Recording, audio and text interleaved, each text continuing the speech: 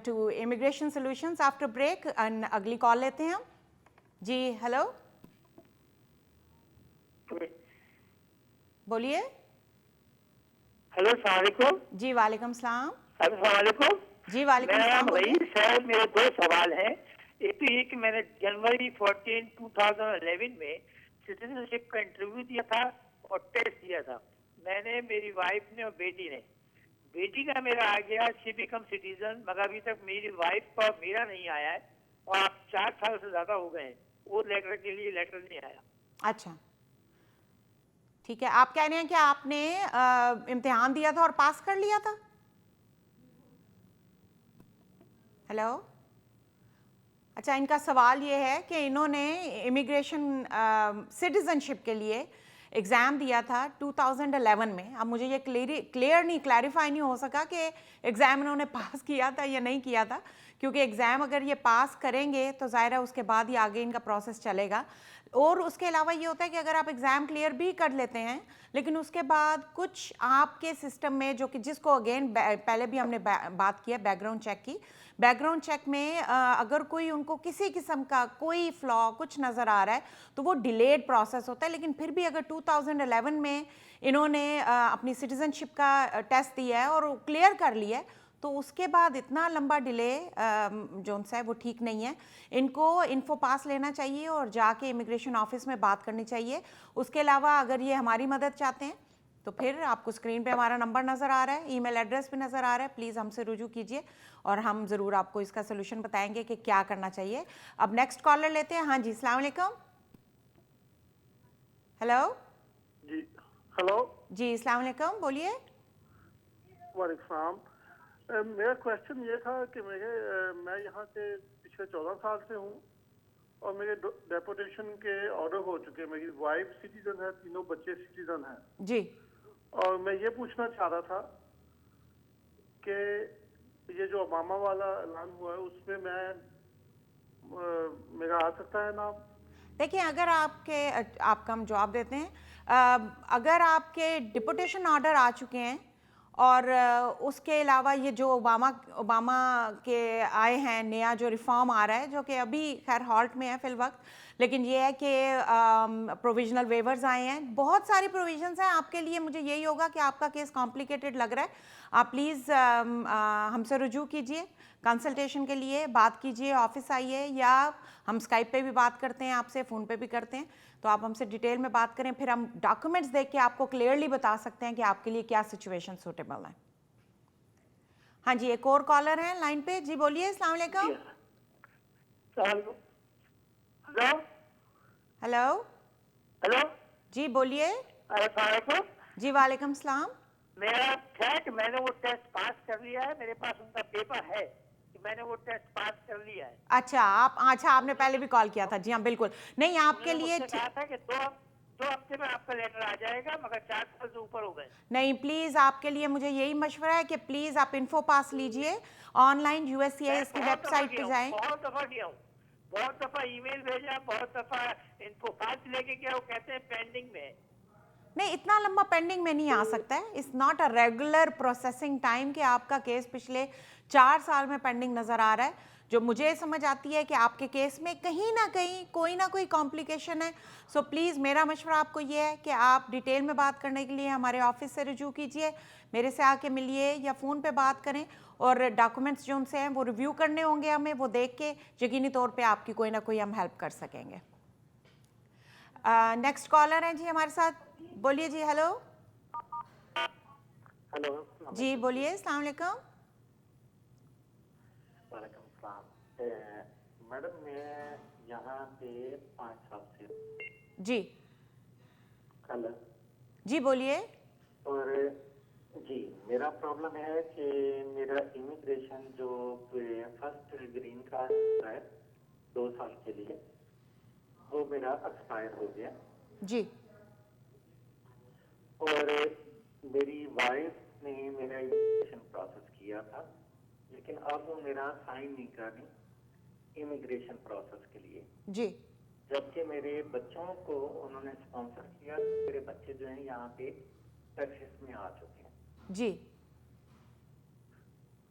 और अब अगर मैंने ग्रीन कार्ड को अप्लाई कर, मुझे क्या करना चाहिए?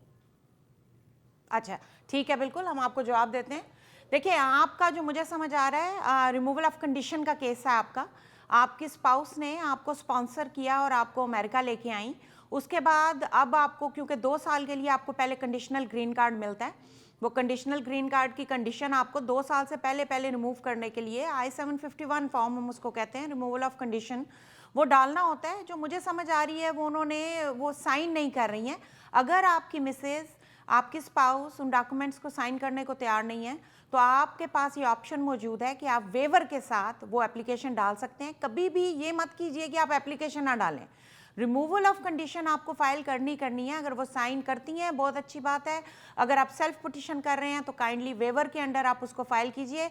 डिटेल में आपको अगर इस सिलसिले में इंफॉर्मेशन लेनी है, प्लीज़ स्क्रीन पे हमारा नंबर आ रहा है, हमें कॉल कीजिए, हमसे रुजू कीजिए। हम आपको समझाएंगे कि क्या प्रोसेस है जिसके थ्रू आप अपना परमानेंट ग्रीन कार्ड अवेल कर सकते हैं और उसके बाद सिटीजनशिप के लिए भी आप एलिजिबल हो जाएंगे। एक, हाँ जी, एक मैं समझ रही थी एक और कॉलर हैं जो उनसे हम इन कॉल्स के सिलसिले से पहले बात कर रहे थे कि जब इनिशियली लोग इधर आते हैं तो किस तरह इस प्रोसेस को फॉलो अप करें कि 6 महीने की तो उनको एंट्री मिल गई, तो 6 महीने के बाद जब उन्होंने इस प्रोसेस को फॉलो अप करना है, अब उनको अमेरिका में ही रहना है, तो इधर वो चेंज ऑफ स्टेटस करेंगे या एक्सटेंशन ऑफ स्टे करेंगे। एक्सटेंशन ऑफ स्टे करेंगे, वो उनका वही विजिटर वीज़े का स्टे है जो चलेगा, एक्सटेंड होगा 6 महीने के लिए। उस दौरान कई लोग चेंज ऑफ स्टेटस के लिए अप्लाई करते हैं। आपके पास ऑप्शन मौजूद है, आप एडजस्टमेंट ऑफ स्टेटस करें, आप एक्सटेंशन ऑफ स्टे करें, आप चेंज ऑफ स्टेटस करें कि आप एक B2 आपके विजिटर स्टे से, जो कि स्टेटस से आप किसी और स्टेटस में चल जाते हैं, वर्क वीज़ा ले लेते हैं, इन्वेस्टमेंट शो कर देते हैं, किसी कंपनी के थ्रू आप अपना वीज़ा कर लेते हैं। H1Bs लोग फाइल करते हैं जो आजकल, अब आपको पता है अप्रैल 1 को जिसका कोटा खुलता है और एक साल में एक दफ़ा, और उसके अंडर आप अपने वीज़ाज डालते हैं। सो बहुत सारी ऑप्शंस हैं। एक कॉल आ रही है, चलें कॉलर लेते हैं। हाँ जी, अस्सलाम वालेकुम। जी बोलिए। हेलो जी, वालेकुम सलाम। जी जी, मेरी अम्मी ने वो भाई को स्पॉन्सर किया था 2007। हेलो जी जी बोलिए, आपकी आ रही है आवाज़, मुझे बोलें। जी, 2007 में अम्मी ने छोटे भाई को अप्लाई किया था उनके इमिग्रेशन स्टेटस के लिए। तो अभी बीच में मैं फिर न्यूयॉर्क में मैं सबमिट किया था कि फिर न्यूयॉर्क से मैं टेक्सास मूव हो गया। अच्छा, तो टेक्सास मूव होकर मैंने अपना एड्रेस वगैरह तो चेंज कराया था, उसके बाद कोई लेटर वगैरह नहीं आया। तो अभी मतलब मैं ये चाह रहा था कि आपके ऑफिस से तो खैर मैं रब्ता करना चाह रहा हूँ, तो मैं ये चाह रहा था कि उनका अभी वो लाइन पे आए हैं कि लाइन से नहीं आए होंगे। 2007 के मार्च में जब अम्मी ने देखिए, जमा किया डिपेंड्स। था और अम्मी ठीक है, चलें आपके सवाल का जवाब हम देते हैं। इट डिपेंड्स कि आपकी वालदा ने जब आपके भाई को स्पॉन्सर किया, वो उस वक़्त तो यकीनी तौर पे गैर शादीशुदा होंगे। अगर उसके बाद उनका चेंज ऑफ किस तरह, उनकी स्टेटस किस तरह चेंज हुआ, क्या वो शादीशुदा हो गए और उनकी जो प्रायोरिटीज़ हैं, प्रायोरिटी डेट है वो चेंज हो गई, प्रोसेसिंग टाइम चेंज हो गया। इट ऑल डिपेंड्स, बहुत डिटेल में ये पूछना पड़ता है, उसके बाद हम अंदाज़ा लगा सकते हैं कि उनका टाइमलाइन, अगर 2007 में उनका केस फाइल हुआ है तो अभी तक प्रोसेस क्यों नहीं हुआ, क्या ये डिले में जा रहा है या उनका प्रोसेसिंग टाइम ही उनकी कैटेगरी के मुताबिक टाइमलाइन सही में चल रहा है और उनके प्रोसेस होने में 7 से 8 साल लग रहे हैं। आप प्लीज़ स्क्रीन पे आपको हमारा नंबर नज़र आ रहा होगा, आप प्लीज़ हमारे ऑफिस रिज्यू कीजिए। आप टेक्सास में मौजूद हैं, हमारे ऑफिस तशरीफ़ लाएँ। आप पर्सनली कंसल्टेशन करना चाहते हैं मेरे साथ, डॉक्यूमेंट्स लेके आइए, तो फिर हम एक ज़्यादा बेहतर पोजीशन में होते हैं आपको बताने का कि सही सिचुएशन क्या है और उसको आगे किस तरह परसू करना चाहिए। इस कॉल के बाद अब फिर हम वही जो बात कर रहे थे उसकी तरफ वापस जाते हैं। हमारे जो विजिटर आए हुए हैं उनको हम पूरी कोशिश कर रहे हैं कि चेंज ऑफ स्टेटस और एक्सटेंशन ऑफ स्टे से आगे हम ज़रा चलें। बीच में कॉल्स आ जाती हैं जो कि अच्छी बात है, बहुत हम इंतज़ार कर रहे हैं आपके कॉल्स का। आप हमें कॉल्स करते रहें ताकि हम आपके सवालों के जवाब दें, लेकिन प्लीज़ ज़हन में ये रखें कि इतने मुख्तसर से टाइम में हम आपके छोटे सवाल का छोटा सा जवाब दे सकते हैं। अगर आप डिटेल में आपके कोई क्वेश्चंस हैं या आपके कोई डॉक्यूमेंटेशंस हैं जो आप चाहते हैं कि वकील देखें, तो काइंडली उसके लिए स्क्रीन पे आपको नंबर नज़र आ रहा है, ईमेल एड्रेस नज़र आ रहा है, हमारे ऑफिस का एड्रेस है, आप हमें रुजू कीजिए। हम आपके सवाल जवाब देने के लिए पर्सनली आपको मिल के रिव्यू करके डॉक्यूमेंट्स डिटेल में आपकी उसमें हेल्प कर सकते हैं। एक और कॉल आ रहे हैं, चले कॉल की तरफ चलते हैं। हाँ जी, अस्सलाम वालेकुम। जी वालेकुम सलाम। ये सवाल है क्या होता है इमिग्रेशन वीज़े के लिए। जी जी मेरी वाइफ डॉक्टर हैं और मैं भी प्रोफेशनल हूँ, हम क्या होता है सिटीजन हैं।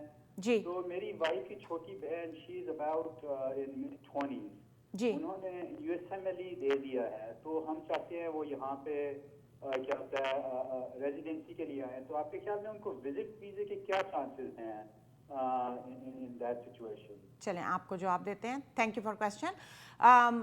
USMLE उन्होंने क्लियर कर लिया आप कह रहे हैं, और उन्होंने ज़ाहिर अगर तीनों पार्ट्स उन्होंने क्लियर कर लिए हैं और वो इधर आके रेजिडेंसी अवेल करना चाहती हैं, तो विजिट वीज़े पे वो आएंगी अनलेस कि उनको कोई हॉस्पिटल स्पॉन्सर करेगा। जब तक उनके पास स्पॉन्सरशिप नहीं है जो ज़ाहिर है उनको फर्स्ट एंट्री उनकी विजिट वीज़े पे होगी। उसके बाद अगर वो सेटअप को अपॉइंटमेंट्स की हुई हैं उन्होंने, उनके इंटरव्यूज़ हो रहे हैं और उसके बाद उनको जॉब ऑफर हो जाती है, तो उनके पास ऑप्शंस मौजूद हैं J1 की और H1B वीज़े की, जो कि अगर डिटेल में आप चाहते हैं इस सवाल का जवाब उनके क्रेडेंशियल्स देख के हम आपको दें, तो please do contact me, you can also email me और हम डिटेल में आपको उसका जवाब दे देंगे। जी एक और कॉलर है। जी अस्सलाम वालेकुम। हेलो। अस्सलाम वालेकुम। जी वालेकुम सलाम। ये मुझे पूछना था कि मेरे वालदा ग्रीन कार्ड से हैं, 2.5 साल से वो पाकिस्तान में है। जी क्या वो पाकिस्तान से अमेरिका वापस आ सकते हैं इस टाइम? अच्छा, चलें आपके सवाल का जवाब देते हैं। इनका सवाल ये है कि इनकी वालदा ग्रीन कार्ड होल्डर थी, 1.5 साल पहले पाकिस्तान गई लेकिन वापस नहीं आई, तो अब उनका सवाल ये है कि क्या वो वापस आराम से आ सकती हैं। देखें, आपको रेजिडेंसी मेंटेन करने के लिए ग्रीन कार्ड, जिसको हम आम ज़ुबान में ग्रीन कार्ड कहते हैं लेकिन उसका असल नाम है परमानेंट रेजिडेंट कार्ड, उसके लिए जैसे कि नाम से ज़ाहिर है आपको रेजिडेंसी मेंटेन करनी पड़ती है। Residency period to maintain in normal languages के 1 साल के अंदर आपको 6 महीने या उससे ज़्यादा अमेरिका में रह के अपनी रेजिडेंसी मेंटेन रखनी होगी। अगर आप अमेरिका से बाहर किसी भी मुल्क जाते हैं 180 डेज, 6 महीने, 180 दिन से ज़्यादा आप बाहर नहीं रहना चाहिए, क्योंकि इस सूरत में आप अपनी रेजिडेंसी स्टेटस को ख़तरे में डाल लेते हैं। अब जैसे इनकी वालदा पिछले 1.5 साल से पाकिस्तान में है, जिस वक्त वो एंटर करेंगी, जो CBP ऑफिसर होता है वो इनका पासपोर्ट देखेगा, इनका ग्रीन कार्ड स्वाइप करेगा और उसको पता चल जाएगा कि पिछले 1.5 साल से ये वापस नहीं आई हैं, और वो उसके कॉन्सिक्वेंसेस कुछ भी हो सकते हैं, वो उनको उधर से ही वापस भेज सकते हैं, यहाँ उनको एंट्री दे सकते हैं और उनको कह सकते हैं कि आपने ग्रीन कार्ड अपना मेंटेन नहीं किया है। कई दफ़ा वो वार्निंग देते हैं, एंट्री करने देते हैं, कई दफ़ा वो एंट्री नहीं करने देते हैं और एयरपोर्ट से ही वापस भेज देते हैं। इसलिए इस सिचुएशन में मत जाएं, ये हमारे लिए एक आई ओपनिंग सिचुएशन है जो अभी कॉल आई है। आप इस सिचुएशन में प्लीज़ मत जाइए। अगर ग्रीन कार्ड आपको मिल गया है तो प्लीज़ उसको मेंटेन कीजिए, अपनी रेजिडेंसी मेंटेन कीजिए। 5 साल के बाद, 4 साल और 9 महीने के बाद आप एलिजिबल होते हैं। अगर मैरिज के थ्रू आपको ग्रीन कार्ड मिला है तो 2 साल और 9 महीने के बाद आप एलिजिबल होते हैं सिटीज़नशिप के लिए। प्लीज़ अपना टाइम जो इधर आपका रेगुलरली उसको मेंटेन करें ताकि उसके बाद आप सिटीज़नशिप के लिए अप्लाई कर सकें। हाँ जी, एक और कॉलर है हमारे। जी अस्सलाम वालेकुम। जी वालेकुम सलाम। जी बोलिए। जी मिसबा चौधरी से बात कर रहे हैं। जी मैं मिसबा चौधरी बोल रही हूँ। तो मेरा क्वेश्चन आपसे ये है कि मेरे भाई का इंटरव्यू 2012 में हुआ था जी पाकिस्तान, हाँ जी इस्लामाबाद में, तो उन्होंने निकाहनामा ओरिजिनल मांगा था, जी तो नेक्स्ट वीक में उन्होंने वो दे दिया। जी उसके बाद से एडमिनिस्ट्रेटिव प्रोसेस में है, कभी वो 3 बार मेडिकल दे चुके हैं वो। अच्छा, 2012 में आप कह रहे हैं, राइट? चलें, इनकी कॉलर ने जो इनका सवाल है वो ये है कि इनके भाई ने, उनका इमिग्रेशन का इंटरव्यू हुआ था तकरीबन 2012 में, 3 साल का अरसा बता रहे हैं। 12 महीने में आपका मेडिकल एक्सपायर हो जाता है, तो ज़ाहिर है 3 दफ़ा उनका मेडिकल्स हो गए। लेकिन जो नज़र आ रहा है मुझे, अगर उन्होंने ओरिजिनल डॉक्यूमेंट्स मांगे हैं, they have some doubts about the documentation और उनकी वेरिफिकेशन के लिए वो टाइम ले रहे हैं। 3 साल का अरसा काफ़ी लंबा अरसा है, लेकिन यह है कि कई दफ़ा इस तरह की सिचुएशन में जब वो इंटेरोगेट कर रहे होते हैं, इन्वेस्टिगेट कर रहे होते हैं, तो कई दफ़ा ये टाइमलाइन लग जाती है।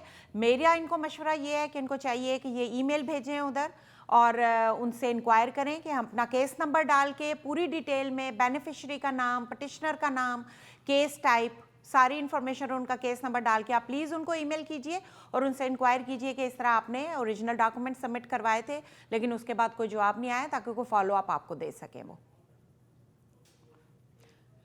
हाँ, इसके साथ ही हमारा आज पहला प्रोग्राम था जो कि बहुत ही इस लिहाज से बड़ा सक्सेसफुल रहा कि हमें बहुत कॉलें आई, बड़ा एंजॉय किया हमने। लोगों के बहुत मसाइल हैं, इमिग्रेशन के लिए परेशान रहते हैं लोग, इधर आ जाते हैं, स्टेटस मेंटेन रखना चाहते हैं। अगर आपको कोई भी इस तरह का सवाल है प्लीज़ हमें कॉल कीजिए। अगले पीर को, बल्कि हर पीर को हम इसी वक्त 8 बजे ईस्टर्न टाइम पे आपकी खिदमत में हाजिर होंगे, आपके सवालों के जवाब देंगे।